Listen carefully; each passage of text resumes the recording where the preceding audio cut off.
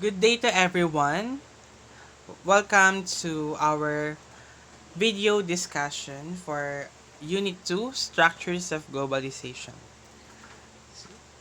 Before we start, let's have a recap of what we have discussed previously or what have discussed last time for Unit 1. In Unit 1, we discussed the competing concepts of globalization as a process, as a condition, as a system, and as an era. We also discussed the different philosophies and ideologies of globalization. And lastly, we also discussed the positive and negative aspects of globalization. And with that discussion, I hope you clearly understand what is globalization all about. And I hope it really helps you to um, understand if globalization is good or bad. I hope na dapat nakapag-evaluate kayo kung para sa inyo ba, ano ang globalization, mabuti ba ito o masama. Okay? So much for that. We're going to go to our next unit, which is the Unit 2. And Unit 2 is all about the structures of globalization.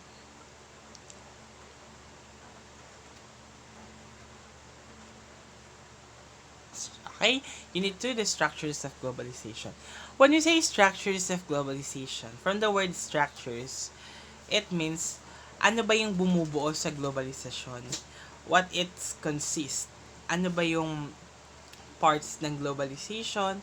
Paano ba nagfa-function ng globalization through different aspect, different bodies, and different unions or different groups? Ano ba yung bumubuo sa globalization? So, let's take a look kung ano ba talaga. Kung para saan ba itong globalization.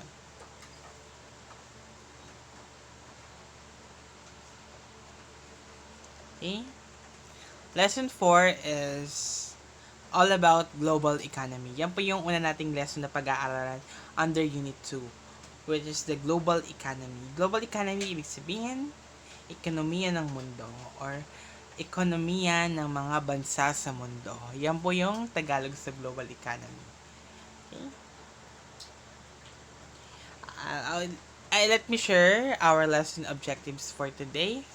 At the end of this lesson, you should be able to distinguish the concept of economic globalization, create your own timeline on the history of economic globalization, identify the actors that facilitate economic globalization, and analyze the modern world system. So, we have 4 lesson objectives for today's video discussion. And I hope we meet it until the final or until the end of this video discussion.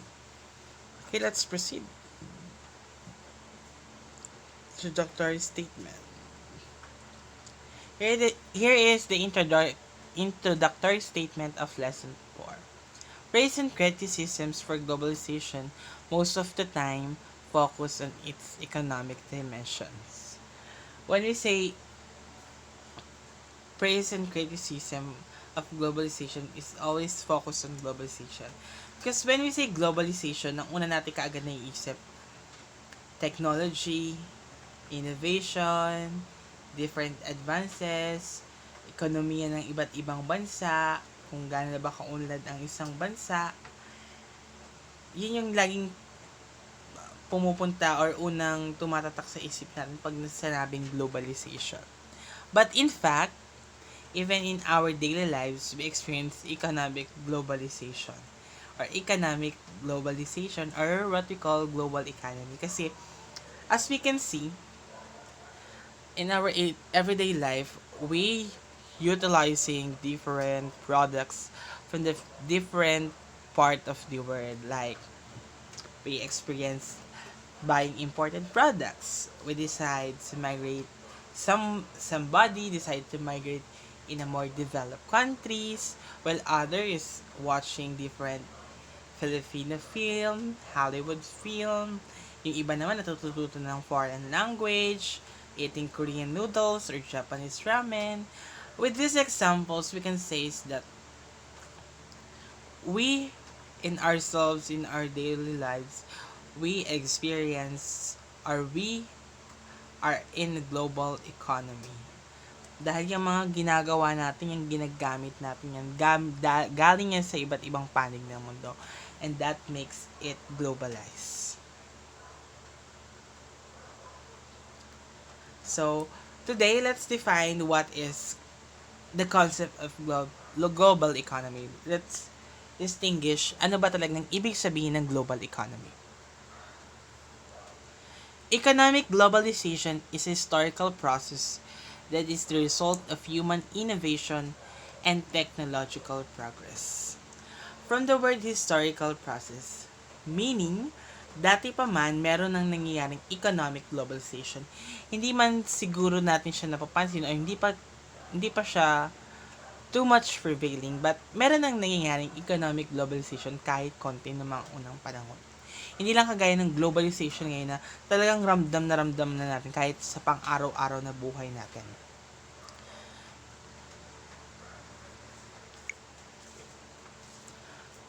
Economic globalization, sabi nga historical process. Kasi dati meron nang nangyayari na economic globalization pero hindi man ganun na masyadong prevailing or masyadong nararamdaman. Unlike today na talagang ramdam na natin. So it also refers to the increasing integration of economies around the world, particularly through the movement of goods, services, and capital across borders. So, as we can see, in our own country, arami na nating relations sa iba't ibang bansa. Either culturally, or in the different aspects, especially economically, we have different or lots of relations of different countries around the world. And that's what we call integration of economies around the world. And that makes a global economy. Kasi hindi lang tayo doon sa mismong lugar natin. Hindi lang tayo yung, hindi lang yung government or kung sino mang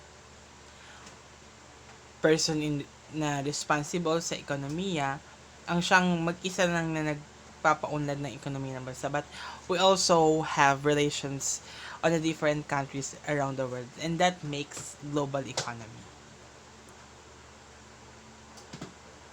Next.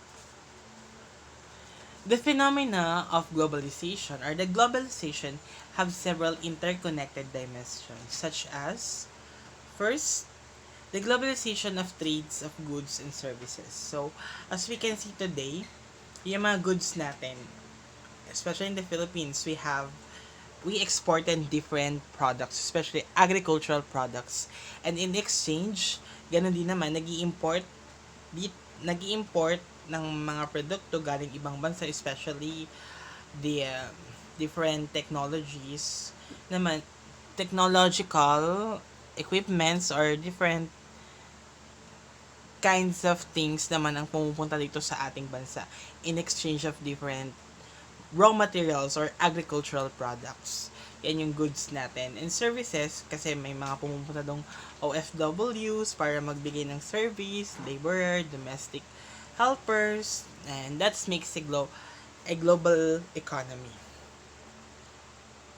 Next is the globalization of financial and capital markets. As we can see, we have world banks, International Monetary Fund, or different international banks. With that, meron tayong connections or we have a part in that financial and capital markets because we also a member of that institution, the World Bank, International Monetary Fund, and that makes global economy. Another one is the globalization of technology and communication. As we can see, laging may technology talaga pagdating sa globalization. And it's very, or makikita naman talaga natin sa pang-araw-araw nating buhay yung technology, kung paano ba pinapagana ng technology ang ekonomiya ng mga bansa, especially the industrialized one, and syempre sa mga developing countries, ano ba yung tulong ng technology para mas mapadali yung economy or mas mapayabong pa yung ekonomiya ng bansa sa tulong ng technology. And especially in communication, when we say globalization of communication, we have lots of means or different ways, mediums para ma-reach or para makapag-communicate sa iba't ibang bansa sa buong mundo. And that makes a global economy. Last one is the globalization of production. When we say globalization of production, sa isang bansa, merong isang corporations. And with that corporations, lumalaki ang productions nila by means of investments sa different part of the world.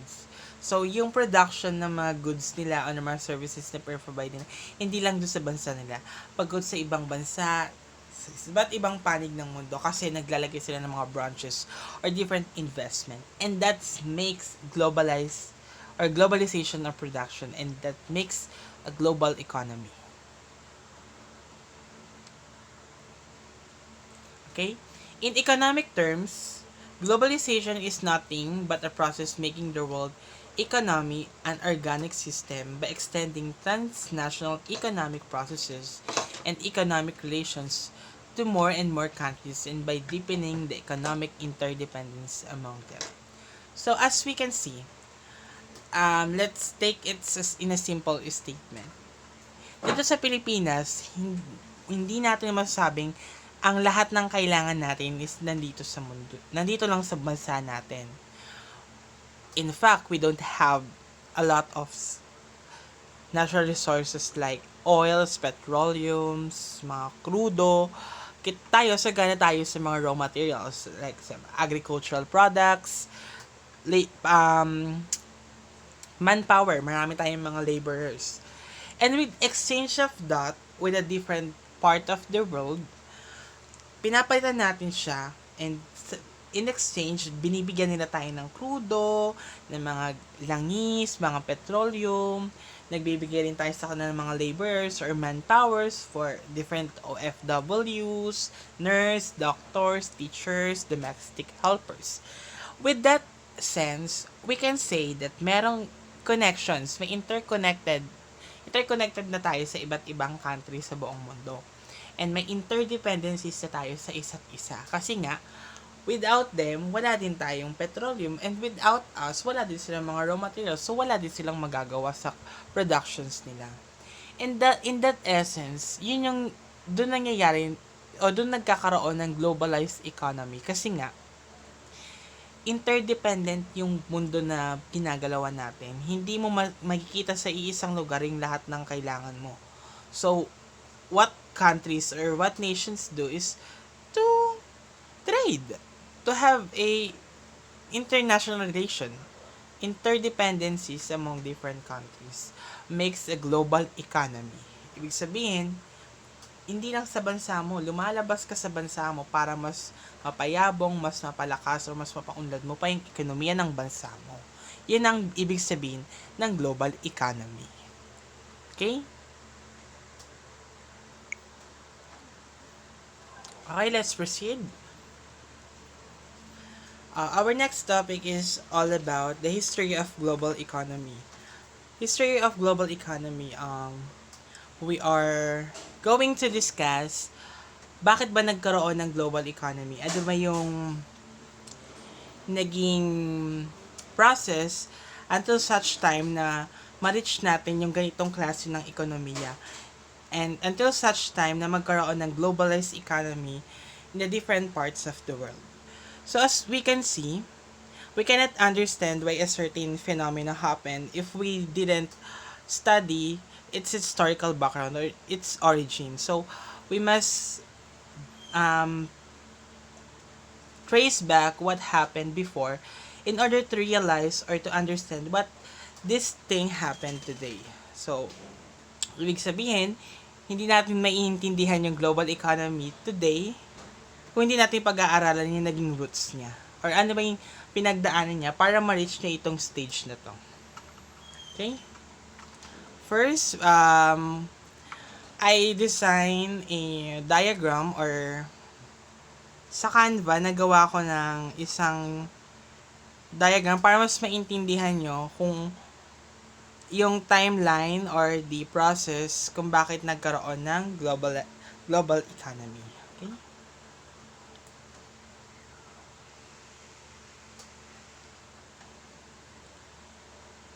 Okay, ayaw gumana ng diagram. Hindi siya gumagana. Ang hirap talaga pag sa canvas siya inan. Okay, wait lang ha. Fix ko lang siya saglit. Ayaw mag-loading nung ginawa ko sa canvas. So hindi ko na talaga, itutuloy ko na lang yung discussion natin, but I will clearly explain the historical background or yung timeline na ginawa ko. Okay? For the first era, kung yung pagkakaroon ng development ng global economy, ang first era na tinitingnan natin is yung pre-colonial period. Nagsimula siya sa pre-colonial period. When you say pre-colonial period, wala pang mga nananakop or nasasakop na bansa. So, during that time, the economic activity before is first, or ang nangyayari lang nun is yung pinakang talagang ginagawa ng mga tao or ng mga bansa between each other is what we call barter or trade system. When we say barter or trade system, it is the exchange of products to products.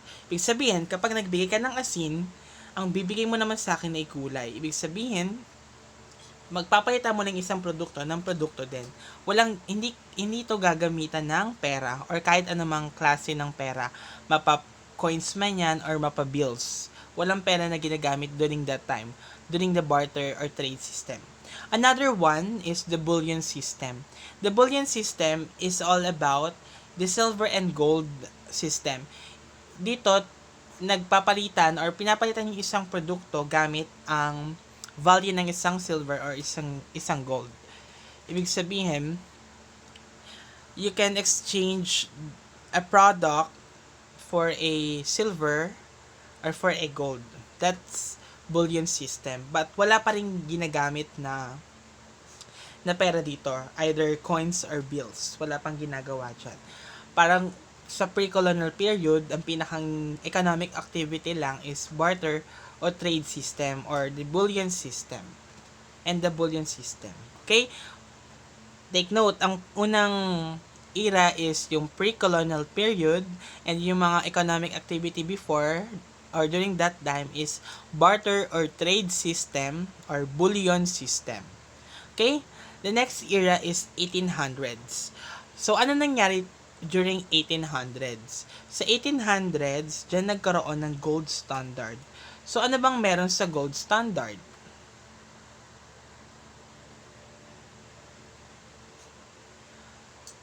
Sa gold standard, dahil during the pre-colonial period, merong bullion system, yung sinasabi natin yung value ng silver and gold in exchange of different products. During 1800s naman, established na yung gold standard. Yung gold standard happened kasi nagkaroon ng commitment and agreement between countries na ang gagamitin nilang currency or sabihin natin yung international currency is gold. Kung sa ngayon natin, kung sa bansa natin may iba't ibang currency. Kung sa panahon natin ngayon may iba't ibang currency na. During 1800s, ang ginagamit ng currency is gold. Gold lang. Kaya sinabing gold standard. Itong mga bansa during that time, they say na okay, gamitin natin itong gold as a commitment in participating our different economic activities.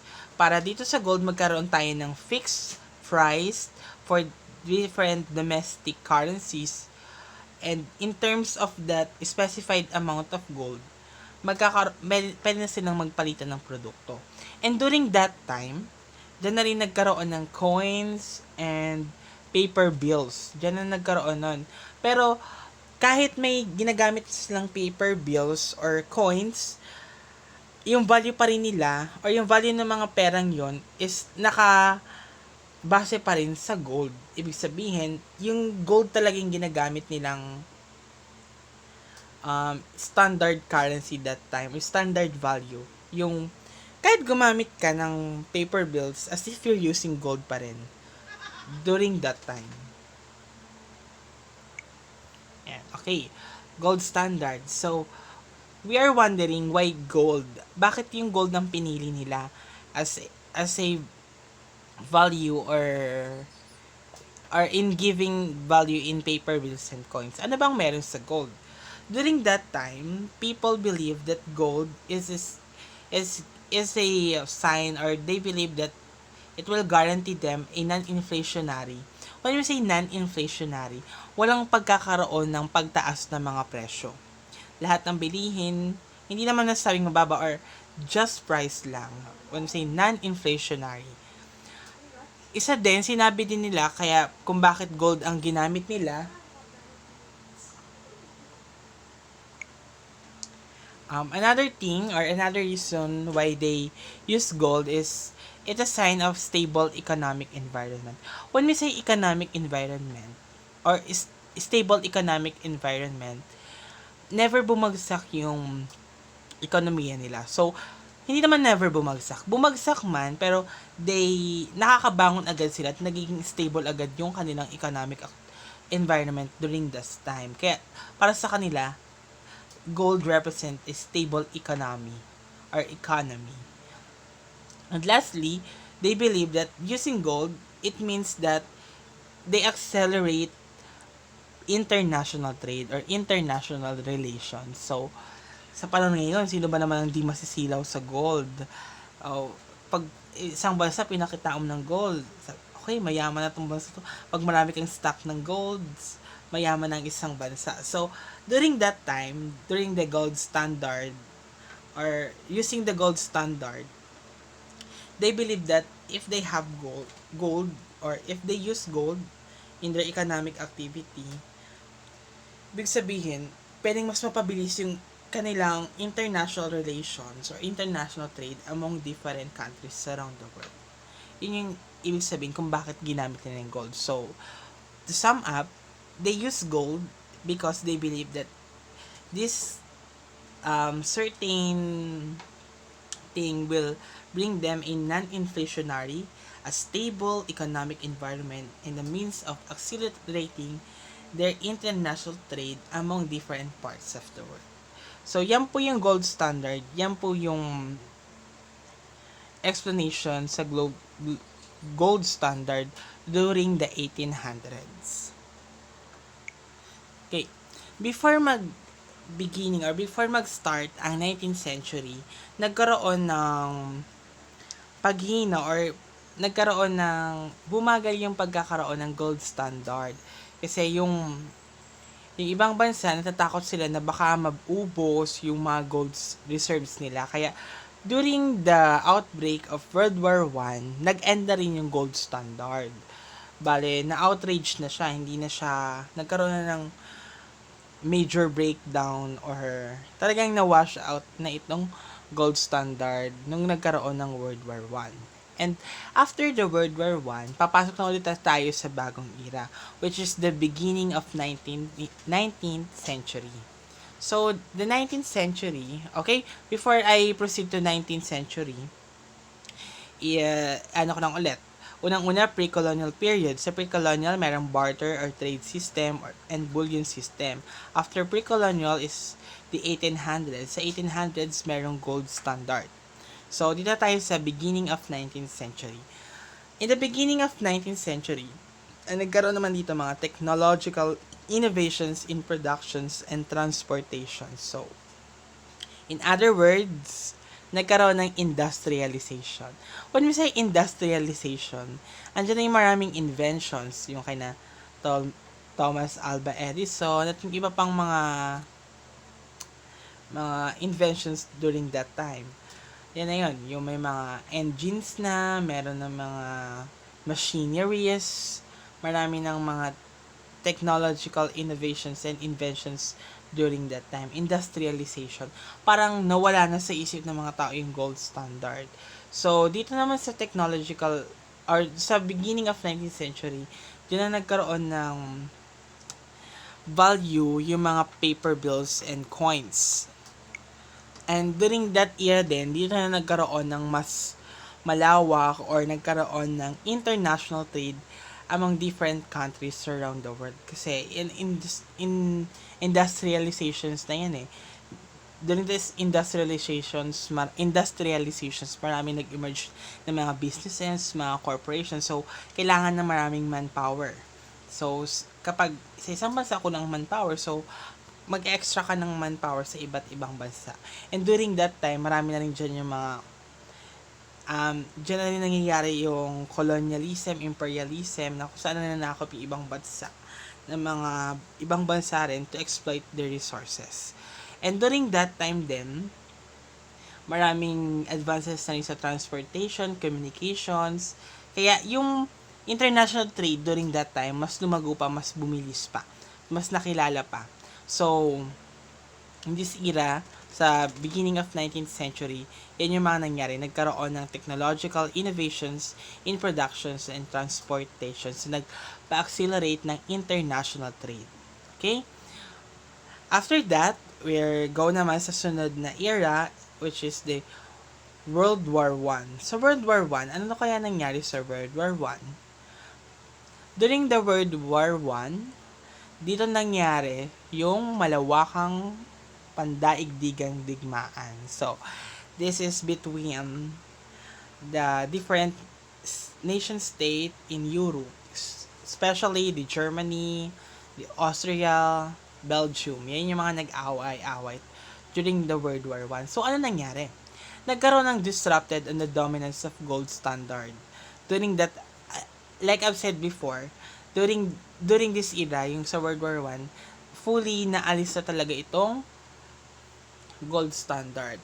Kasi gawa dyan sa World War I, natakot yung mga tao or yung mga bansa na maubos ang gold reserves nila. So, during that time, as Europe yung pinakang center ng digmaan, or dyan talaga nangyari yung digmaan, na umina yung Europe, politically and economically. So, sa dami naman ng nasira sa kanila, sa dami ng mga namatay na mga pinuno, and sa dami din ng mga perang nawaldas or sa lahat ng ginastos nilang pera for the war. So, pinahina ng war yung kanilang ekonomiya and yung kanilang ding government. So, habang ang Europe ay humihina, unti-unti namang nag-i-establish yung United States para maging center of the capitalist world. So, during that time, humina yung Europe, tapos lumakas naman itong United States. Nagsisimula siya na mag-establish nung kanyang, or nagpapakilala sa mundo ng ekonomiya or sa mundo ng international trade. Okay. During the World War I, so mas marami na yung mga nasirang infrastructures, marami na rin yung na mga factors na nagpahina sa economy. After the era of World War I, dumating naman yung era of the 1929. Yung era ng 1929, yan yung nagkaroon ng Great Depressions. Or why we say Great Depression? Great Depression kasi ang mga bansa nun during that time galing sa digmaan. So, wala talaga, as in nawasak talaga lahat ng kanilang mga resources, mga stocks, naubos lahat. So, ang sunod talaga nun, magkakaroon sila ng anxiety, or hindi naman anxiety, ang maraming problema, kaya tinawag na Great Depression. Kasi during that time, talagang silang-sira yung mga bansa, especially sa Europe. And during that time, Europe yung center ng international trade nun eh. Sila yung nagpasimula ng international, yung mga trading system na yan. So, in that time din, after the World War I, naka-experience sila ng Great Depression. And during that Great Depression, yung Europe, especially, bumaba talagang ekonomiya nila. Ganon din sa US, nakaranas din sila ng Great Depression before the beginning of World War II. Kasi sa World War II, it is between Europe and America or United States. So, during the 1929 era, dyan talaga nagkaroon ng devastations yung mga bansa around the countries. Yung halos magkaroon na ng pagtigil sa pagkakaroon ng international trade gawa sa digmaan. Okay? Before that, let's take a recap muna nung historical background. Unang-una nating erase sa pre-colonial period, the barter trade system and bullion system. 1800s is the gold standard. Sa beginning of 19th century, nagkaroon ng industrializations. After the industrialization era or the beginning of 19th century, after nun, World War I naman, kung saan nagkaroon na-disrupt or na nagkaroon ng problema sa gold standard, na weakened din yung Europe economically and politically, and nagsimula na mag-establish yung US as the center of capitalist world. And after the World War I is the 1929 era, which is nagkaroon ng Great Depression gawa nung World War I. And after that era, 1929, the next era is the World War II naman. Yung beginning of World War II. So, sa World War II, ano naman nangyari during the World War II? It is the darkest period of economic history. Bakit? Ano bang meron sa World War II? Ito lang naman yung digmaan between United States, Japan, with the sa yung World War II, yan yung bombing of Pearl Harbor, and yung sa Japan naman is yung sa Nagasaki and Hiroshima. Especially, meron ding part dyan yung Russia and Germany. Parang nangialam din sila dyan sa World War II.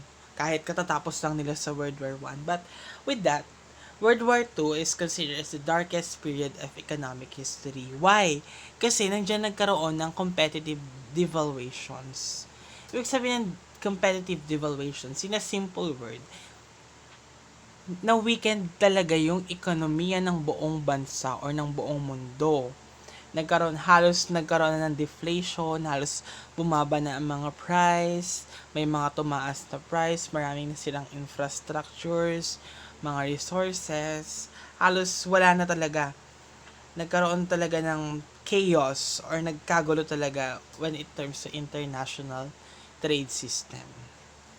So after naman ng World War II, after the wars, nagkaroon naman ng stimulation or nag-refresh naman tong mga bansa na to. Nagkasundo-sundo sila sa isang bagay. So, the next era is 1944. So, 1944, dito yung maraming nangyari na until now, nakikita pa rin natin sa kasulukuyan. Dito nagkaroon ng Bretton Woods system. Ano ba yung Bretton Woods system? To simplify the Bretton Woods systems, dito, dinimolish or inalis na talaga, totally phased out na yung gold standard. And pinalitan na ito ng international currency. And guess what? Ano yung international currency na ginamit? The international currency na ginamit during 1944 in the Bretton Woods system is the US dollar currency. So, nang ginamit na magabansa na as currency in conducting different international trade and economic activities. And during that time din, nagkaroon na rin tayo ng World Bank. Na ngayon, meron pa rin ngayon. And yung World Bank na yun, tinawag ito dating International Bank for Reconstruction and Development. So, bakit siya tinawag na International Bank for Reconstruction and Development? Kasi, during that time, marami diyang nagre-reconstruct nang galing sa digmaan. So, kailangan nilang mag-re-establish ng mga infrastructures, ng mga resources nila. So, the World Bank, yun yung dating yung pangalan. Yung International Bank for Reconstruction and Development. And after that, nagkaroon na rin dyan ng International Monetary Fund. Ito yung twin sister ng World Bank. Ito mga institutions to, ito yung Diyan po tayo umuutang sa kasulukuyan ng Pilipinas, sa World Bank, sa International Monetary Fund. And after the International Monetary Fund was established, nagkaroon na rin ng World Trade Organization. And ang tawag sa kanya before is General Agreement on Tariffs and Trade. Ibig sabihin, mga taripa, yung Agreement on Tariffs and Trade. Siyempre, nagkaroon na ng mga tax or other conditions in conducting international trade. And yun na rin po yung ginamit or inadapt ng iba't ibang bansa during that time. And sabi ko kanina, US dollar as an international currency. So, lahat ng bansa, binase nila yung currency nila sa US dollar. Kunyari, ang US dollar during that time, yung $1 is 2 pesos sa atin. Ganun po. Parang inadapt ng ibang bansa or dun nila binase sa currency or value ng US dollar yung currency nila pagdating sa international trading or different economic activities that conduct internationally. Yun po. Ang ginawa or nangyari during 1944 era. After the 1944 era is the 1971 era. Sa 1971 era, diyan nagkaroon naman ng Smithsonian Agreement. Kasi before, nagkaroon din ng problema sa Bretton Woods. Meron mga hindi pagkakaintindihan kasi nga during the 1944, nagsisimula na rin mag-emerge yung China. China, the number one competition of United States today, as we can see naman sa mga news. So, that time, dito sa Smithsonian Agreement, nagkaroon ng partial agreement on the currencies. But otherwise, hindi rin siya naging successful. Kasi nga, siya partial lang, parang habang inaayos pa yung problema sa Bretton Woods and sa US dollar currency or US international currency, ito mo ng Smithsonian nagkaroon ng partial currency or yung gagamitin ng partial currency during that time. So, after ng 1971 era, dumating naman yung 1990 to 2009. So, 28, as in, nasa 20th century na rin. So, during that time, nagkaroon ng Washington Consensus. So, during the 1990 to 2009 era, diyan na po nagkaroon ng Washington Consensus. Ano po yung Washington Consensus? Washington Consensus is an alternative name from Bretton Woods. So, dumating na rin yung Bretton Woods dyan. At during that era, diyan na pinagpatuloy ng mga pioneer ng Bretton Woods system yung kanilang mga advocacies, yung pagkakaroon ng free market, free international trade, and ito po'y binack up pa ng mga International Monetary Fund, ang international banks, and the World Bank, yung kanilang mga programs and advocacy. So, ilan sa mga advocacies nila is cited below in this principles. These are the 10 specific principles originally set out by John Williamson in 1989. So, before we proceed to this, let me have a summarized historical background of global economy. So, unang-unang era po natin, pre-colonial period. Sa pre-colonial period po, nandun po yung ating barter, trade system, the bullion system. 1800s, nagkaroon ng gold standard. After 1800s, sa beginning of 19th century, the industrialization, dito na nagkaroon ng international trading. Kasi marami ng mga infrastructure, mga industries na tinayo during that time. After the beginning of 19th century, nagkaroon naman ng World War I. So, World War I, parang na-disrupt or nawala sa panandalian yung gold standard. And na-weaken din yung Europe politically and economically. And during the World War I, nakapag-establish na rin US, established itself to be the center of capitalized world. After the World War I, nagkaroon naman ng 1929 era na nagyari ang Great Depression. The Great Depression is caused by the World War I. After the 1929 era is the World War II or the beginning of World War II. This era is considered the darkest period of economic history. kasi nagkaroon ng competitive devaluations as if na weakened lahat ng ekonomiya ng mga bansa. After the World War II is the 1944. The 1944 is the refreshment of all the economies around the world. Ito po ay nagkaroon ng Bretton Woods system. Sa Bretton Woods system, totally dinemolish na po or inalis na ang gold standard at pinitan ng US dollar as international currency. And during that time, nandiyan din po ni-establish yung World Bank, International Monetary Fund, and World Trade Organization. And after that, nagkaroon ng partial problem ang Bretton Woods, and during the 1971 era, nagkaroon ng Smithsonian Agreement or having a de facto universal currency. And after that, yung 1990s to 2009 era is the Washington Consensus. It's also known as the Bretton Woods. And sa Bretton Woods, meron silang mga pinaglalaban or pinupursue na programs and specific principles. And these are the 10 specific principles, especially or originally set out by John Williamson in 1989.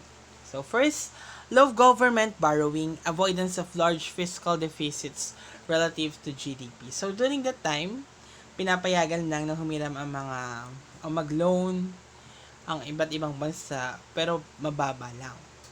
So, and these loans will be redirecting to the public spending from subsidies, especially toward broad-based provisions of key pro-growth, pro-poor services like primary education, primary healthcare, and infrastructure investment. So, i-make sure dapat na kapag ang isang bansa humiram ng peras dito sa World Bank or kahit sa mga international bank, dapat siya ay nandun sa public spending, especially sa pro-growth, pro-poor services like primary education, primary healthcare, and infrastructure investment.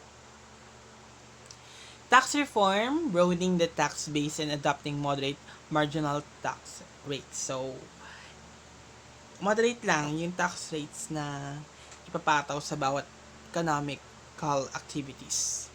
Interest rates that are market determined and positive but moderate in real terms. Moderate nga lang. Competitive exchange rates. Trade liberalization of imports with particular emphasis on elimination of quantitative restrictions, essentially licensing, etc. And trade protection to be provided by low and relative uniform tariffs. So, yan yung sabi ko sa inyo na kakaroon ng free market trading. And, syempre,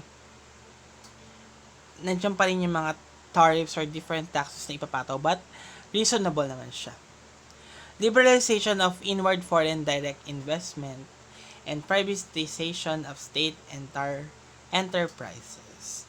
So that is the 10 principles of Washington Consensus, or what we call the Bretton Woods system. So, in short, makikita natin yung development of global economy through times and from pre-colonial period hanggang sa mas maging complex na hanggang sa maging sa kasalukuyan, makikita natin.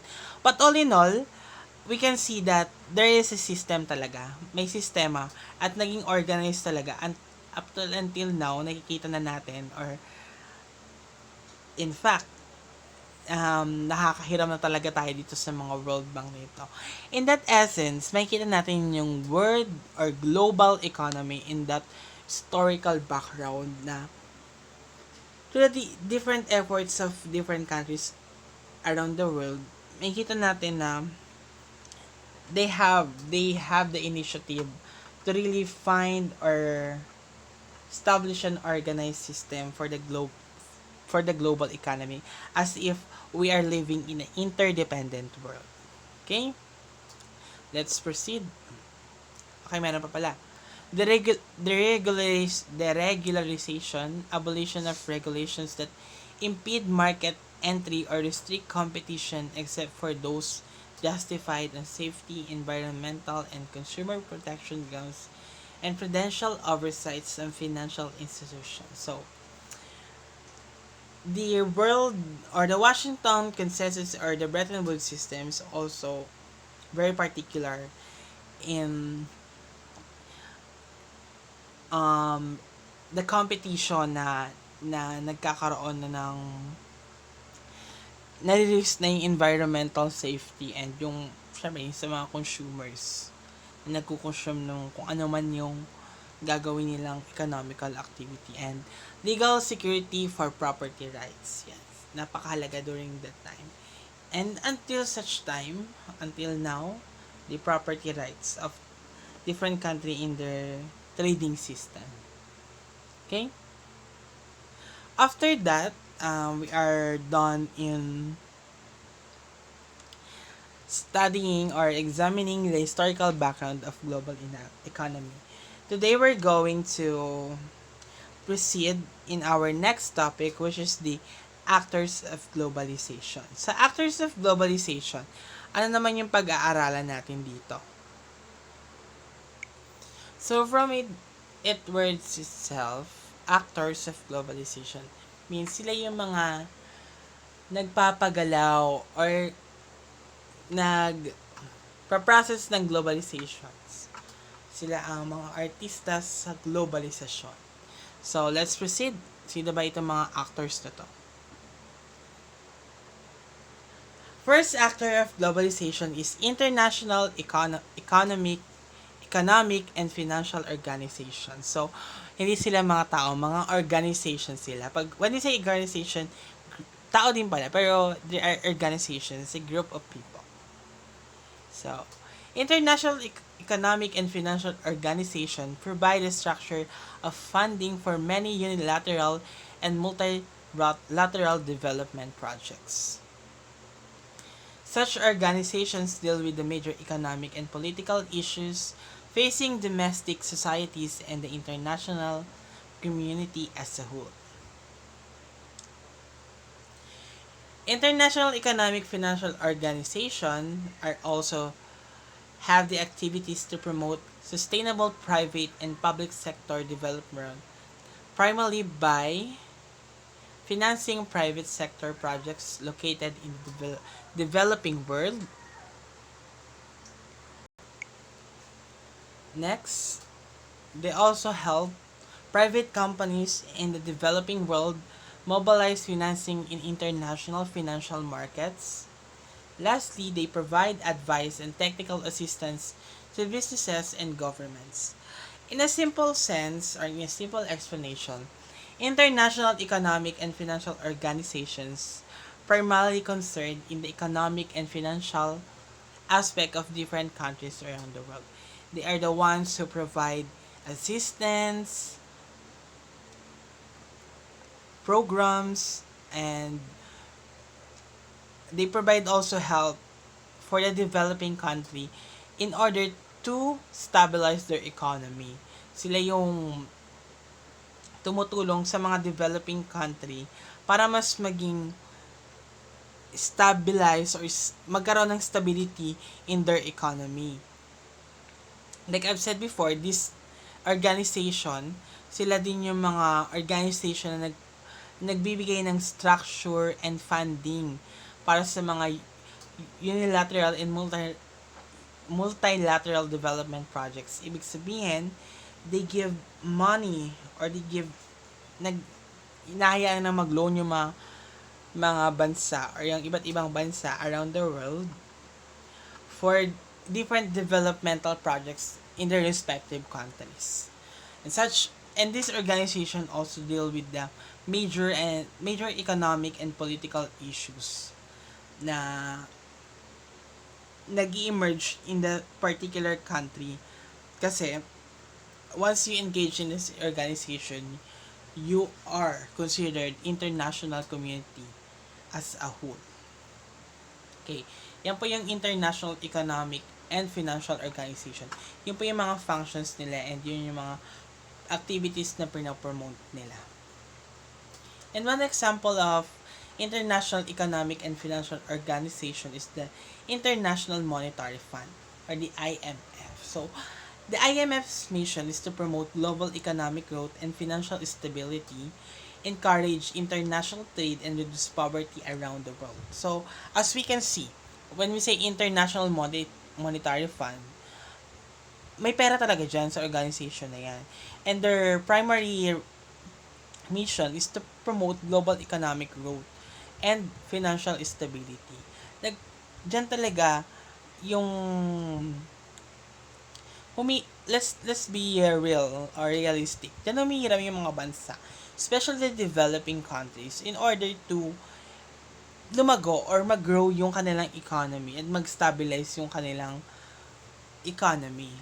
Sa tulong niyan, kapag syempre pag sinabi ng developing country, kulang talaga. Like the Philippines, we are very short in financial matters.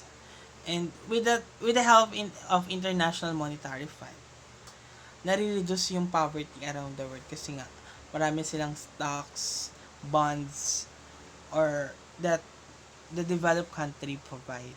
Yung mga pera naman dyan is hindi naman yan galing sa organization na yun. So, but yung pera dyan is yan ay cooperation and mutual benefits between different countries around the world. The IMF was originally created in 1945 as part of the Bretton Woods Agreement, which attempted to encourage international financial cooperation by introducing a system of convertible currencies at fixed exchange rates. Like I've said before, na-explain ko lang sa inyo kanina.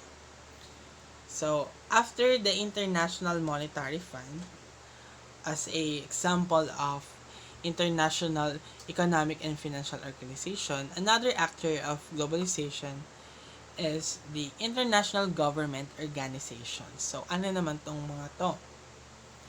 IGOs have international membership, scope, and presence. Their primary member consists of sovereign states. So, mga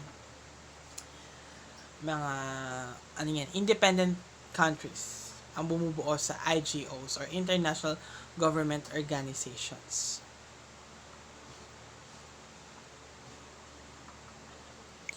So, ano naman yung mga programs ng International Government Organizations? So, these organizations bring member states together to cooperate on a particular theme or issues that have global impacts and implications such as human rights, trade, developments, poverty, gender, or migration. Ito naman, as the statement says, that there are organizations that bring different countries around the world to cooperate in a particular program na pwede nilang i-implement or pwede nilang ibigay sa iba't ibang bansa para ma-adapt ng bansa nila. Yun, different programs like sa human rights, sa trade, sa development, sa poverty alleviation, and gender and migration na din. Okay? And example of international government organization is the World Trade Organization. World Trade Organization was created in 1995. This international institution oversees the global trade rules among nations. It superseded the 1947 General Agreement on Tariffs and Trade, or which is the GATT, created in the wake of the World War II. Based on agreements signed by the majority of the world's trading nations, the main function of the organization is to help producers of goods and services, exporters and importers protect and manage their businesses. As of 2019, the World Trade Organization has 164 member countries, with Liberia and Afghanistan the most recent members, having joined in July 2016, and 23 observer countries. Yan. Yan na po yung composition ng World Trade Organization as of 2019. And like it said before, ang kanilang main mission or function is to help yung mga producers, exporters, and importers ng mga goods and services to manage their business efficiently. Okay? So, isa pa, another actor of globalization is the media. As the world becomes ever more complex and interconnected, access to information must play an increasingly central role in every problem facing development specialists. At the individual level, access to information allows people to make informed choices, to decide how to vote, to educate themselves on critical health issues, To get market data, they need to sell their products and ultimately to participate in the global community. Example of media is African Media Development Initiative, Global Forum for Media Development, UNESCO Media Development, the Al Jazeera, CNN, BBC, TV Patrol, 24 Oras. So this media, bakit siya naging actors of globalization? As we can see, this media network or media institution is view around the world. With this media or medium, different informations can easily access around the world. And with this media, informations are very accessible in order to establish trade system, trade activities, or different economic activities around the world. And that makes it globalization. Another actor of globalization is multilateral development banks. Multilateral development banks are international financial institution owned by countries. So, international bank siya, pero pagmamayari siya ng isang bansa. An example of this is International American Development Bank, African Development Bank, the Asian Development Bank, and the European Bank for Reconstruction and Development. Example nga is the World Bank, founded in 1944. The World Bank has 189 member nations and aims to reduce the poverty in the developing world. As we can see, commonly ang kanilang talagang mga missions or mga advocacies ng mga actors of globalization na to is to alleviate or aims to reduce the poverty in the developing countries. They are into helping developing countries to really elevate or upgraded their economy. An international organization dedicated to providing financing, advice, and research to developing nations to aid their economic advances. As I said before, they are on to helping developing countries to really stabilize and upgrade their economy, respectively. Another one is actor of globalization is nation states. Nation states refer to a certain form of state that derives its political legitimacy from serving as a sovereign entity for a nation with its sovereign territorial space. The term nation state implies that the two geographical coincide and this distinguish the nation state from the other type of state which historically preceded it. So, in a simple explanation, nation states is a different country around the world. Yan po yung ibig sabihin ng nation state. Anday ko pang sinabi, pero yun ang ibig sabihin nun. That is the different countries around the world. Another one is the non-governmental organizations or NGOs.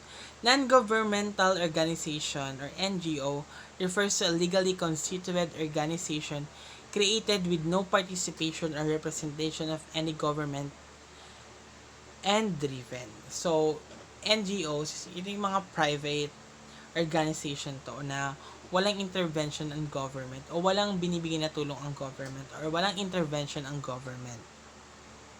In many jurisdictions, these types of organization are defined as civil society organizations. That's why it's called non-government organizations. It is clearly created or established by the civilians. An example is the Philippine Red Cross, Philippine Animal Welfare, and Child Hope of Asia. Yan pa yung mga example ng NGOs. And with these NGOs, nandyan din yung nangyayaring globalization. Kasi merong hindi lang naman itong mga institution ito sa ating bansa but also in other parts of country may mga sarili din silang NGOs. Next actors of globalization is the transnational corporations or the TNCs. A transnational corporation, TNC, is any enterprise that undertakes foreign direct investment, owns or control income gathering assets in more than one country, produce goods and services outside its country of origin or engage in international productions. As I've said before, these transnational corporations ay ito yung mga corporations like Jollibee, McDonald's, Dairy Milk, na nagkakaroon ng iba't ibang investment around the world. Kaya tinawag siyang transnational corporations. Yan, Nestle, Cadbury, Unilever, or BP Amoco, samples of transnational corporations. So, we are done in the different actors of globalization. So, to summarize, the different actors of globalization is the International Economic and Financial Organization, which is primarily focused in helping different nations around the world to stabilize their economy and to provide financial assistance. Another actor is the International Governmental Organization. This governmental organization or international governmental organization is a aims to bring together different nations around the world in a particular theme or issues to really help address different issues around the world. Another one is the media. As we can see, media is a very influential thing today as it become accessible to everyone, especially in the world or in the era of globalization. Another word, another actor is the multilateral development banks. These are the international banks owned privately by different countries. Nation states is another actor of globalization, as in a simplest term, these are the different countries around the world. Another one is the non-governmental organizations. And lastly, the transnational corporations, as these corporations is the businesses that have different investments in a different part of the world. So, we are through in the different actors of globalization, and we're going to proceed to the role of international financial institution in the creation of global economy. So, sino ba yung mga international financial institution? Let's see kung sino ba ito. World Bank Group. World Bank is a international financial institution, as if from its own name as a World Bank, financial institution talaga siya. So, the World Bank Group emphasize its two goals to end extreme poverty and promotes shared prosperity in a sustainable way. So, yan po yung role ng World Bank. To extreme poverty and promote shared prosperity in a sustainable way. Next is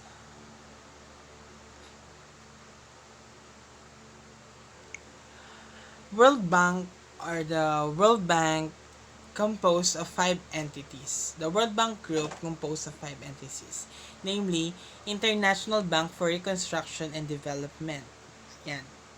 As I said before kanina, siya yung Global Development Cooperative owned by 189 member countries that provides loans, guarantees risk management, products, and advisory service to middle income and credit worthed low income countries.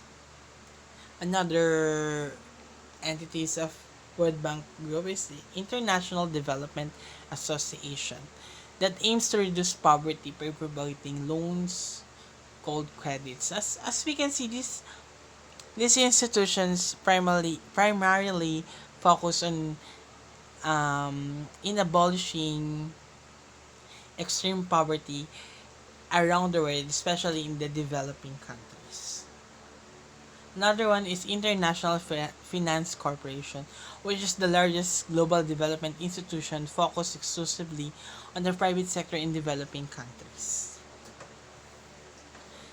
Multilateral Investment Guarantee Agency, or MIGA, that promotes foreign direct investment in the developing country. Sabihin, this institution, siya yung nagmamanage ng mga investment ng developing countries to developing countries. Last one is the International Center for Settlement of Investment and Dispute. So, sa institution naman ito, dito inaayos yung mga mga problems and disputes when it comes to national trading and investment. Kapag mag invest ka ng branch or maglalag ka ng branch sa isang bansa, dyan pinag-uusapan yung settlements at investment disputes. And with this program, it's also helped them in alleviating poverty and achieve sustainable development.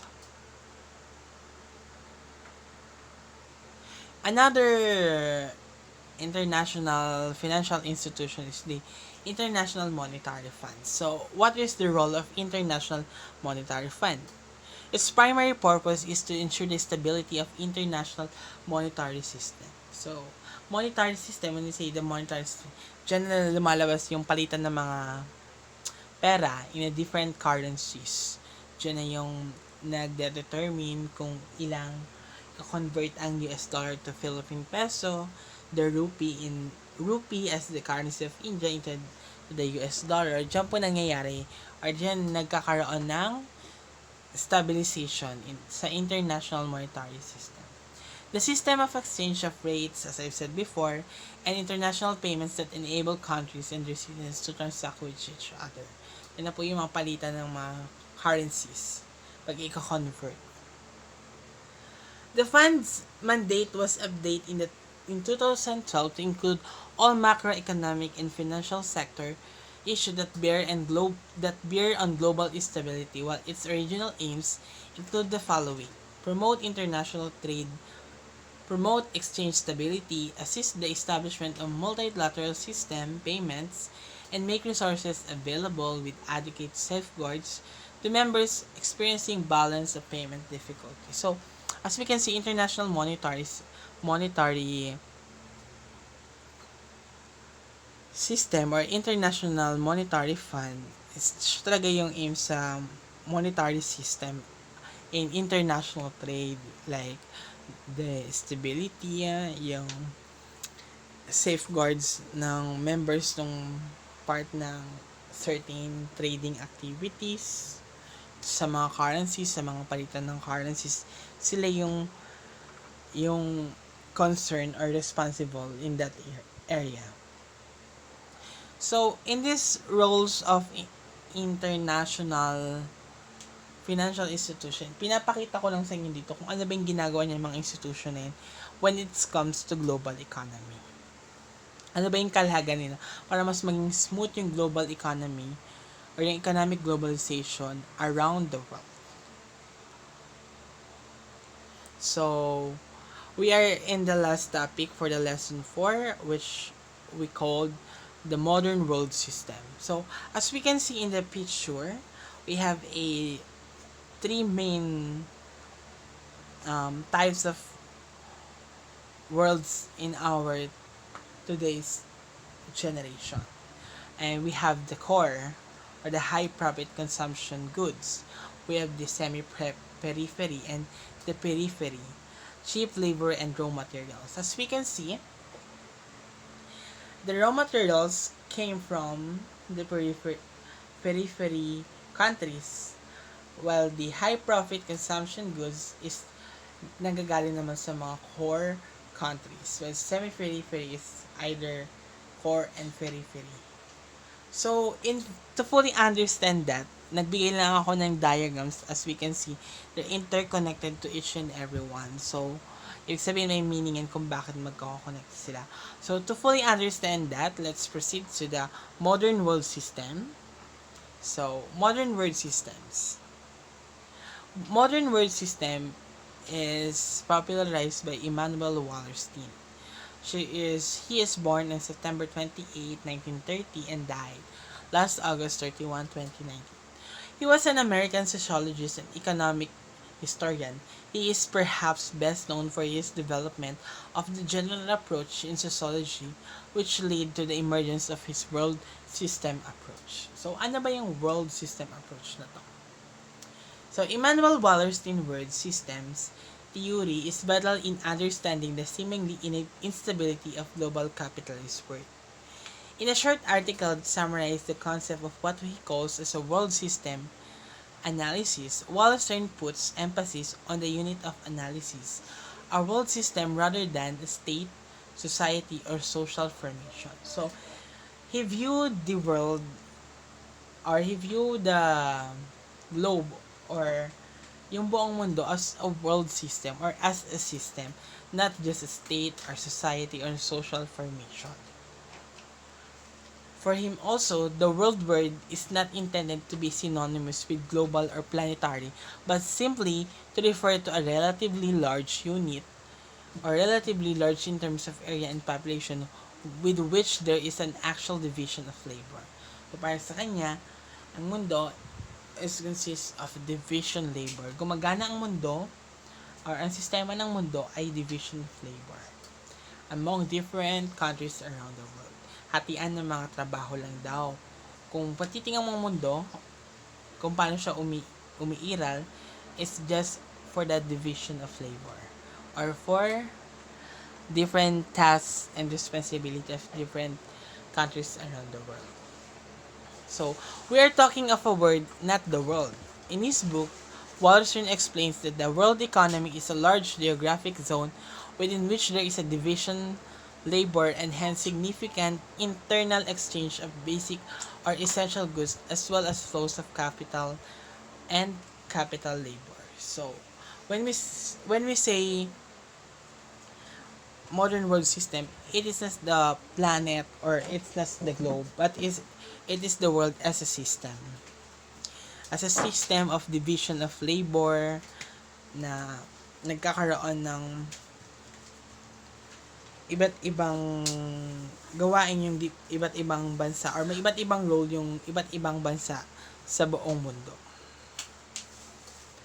What unifies the structure most is the division of labor, which is constituted within it. Every verge or large unit of countries, Wallerstein points out, is composed of core and the periphery.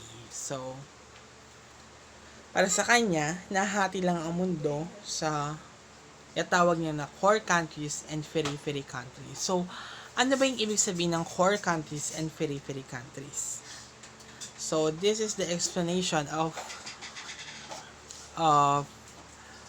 Immanuel Wallerstein in the modern world system.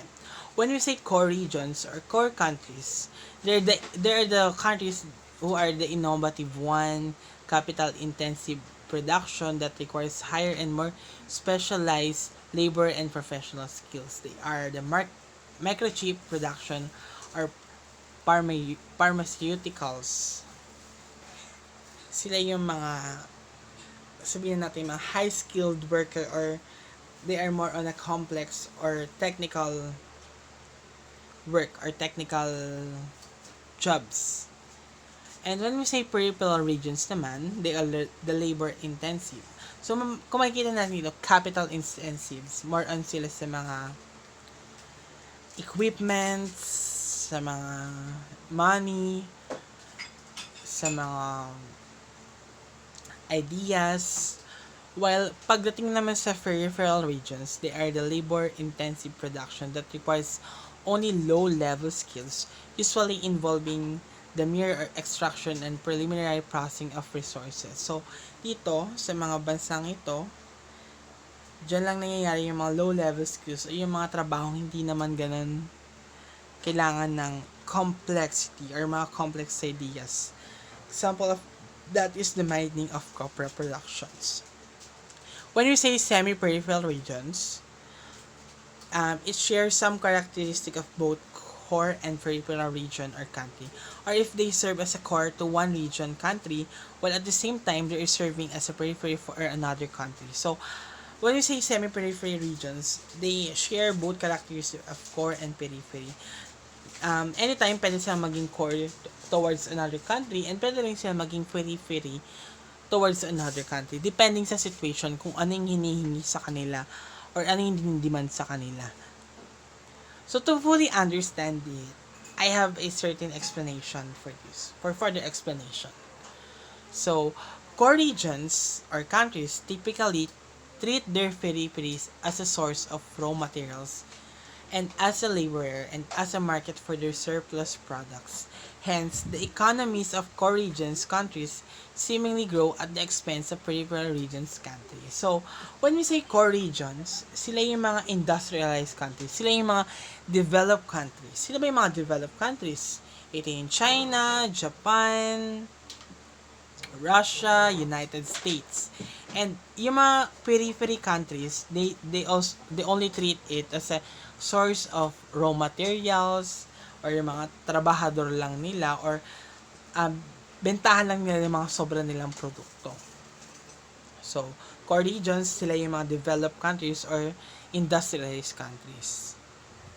So, when we say naman periphery, country or regions, they are the permanently dependent on the core regions or countries as they fail to or are hindered for using their natural resources for industrialization and achieving capability in production and innovation that requires higher level of labor and professional skills. So, as we can see, they are lacking in higher level of labor and professional skills. So, sila nakadepende lang sila sa mga core regions nila.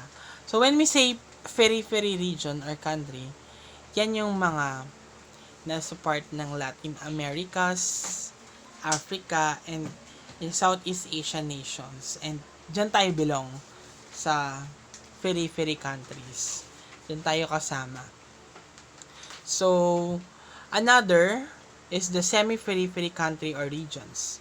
Pag sinabi naman natin semi-periphery regions, sila yung mga nag-share ng both characteristic ng periphery and core. So, if the world will be considered as a world system, the industrial countries of the West, such as the US and those in the Western Europe, and some industrious countries of Asia, such as Japan and South Korea, are core countries, while most of the industrializing or non-industrial nation in Asia, Africa, and Latin America are peripheral countries. At yan yung tayo mga peripheral countries.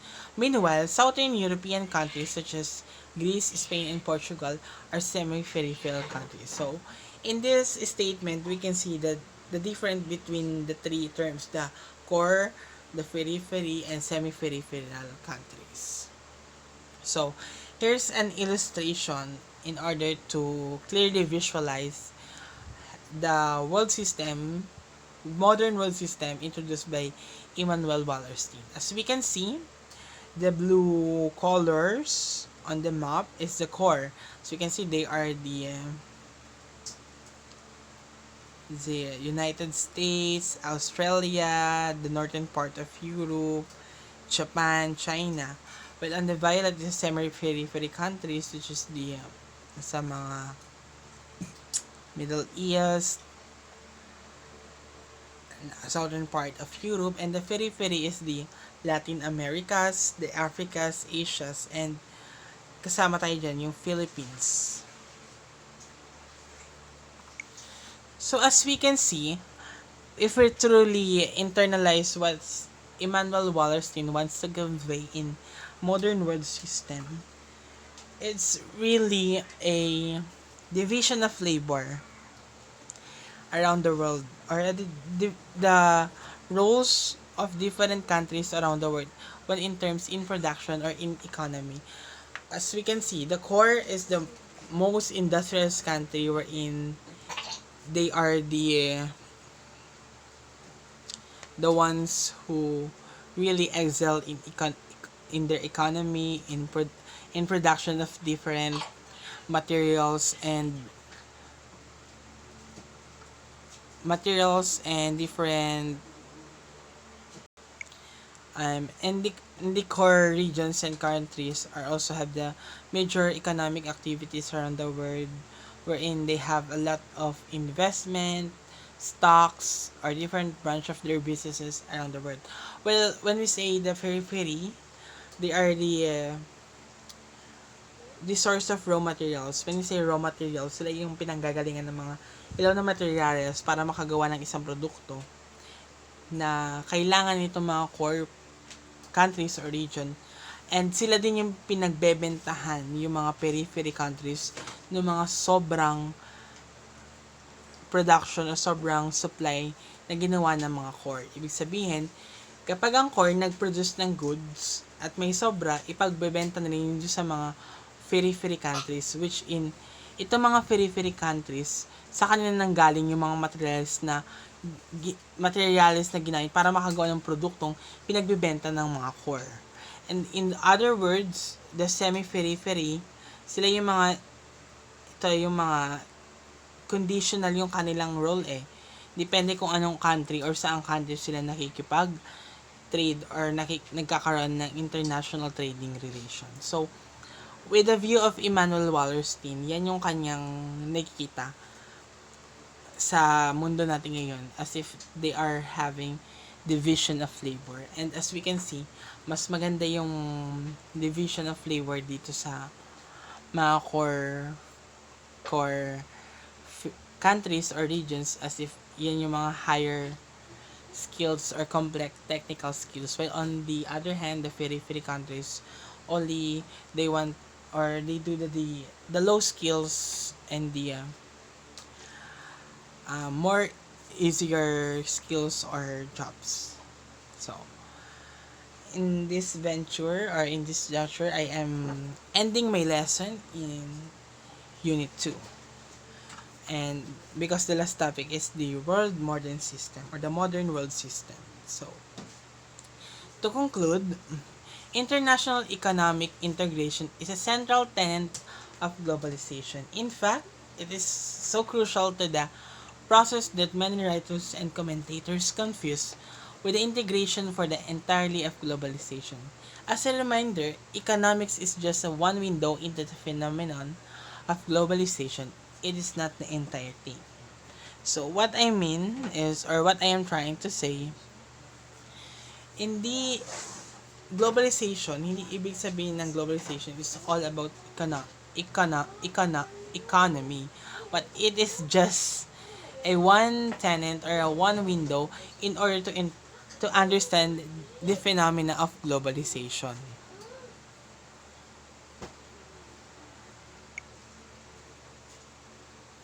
In studying globalization, we need to understand its economic aspects, kasi dito natin mas maiintindihan kung bakit ba merong globalization, because globalization nag-start naman siya dahil sa international trading or sa economic aspect. So, but one thing to remember, it's not all about economy, but it's just a one tenet or one window in understanding globalization.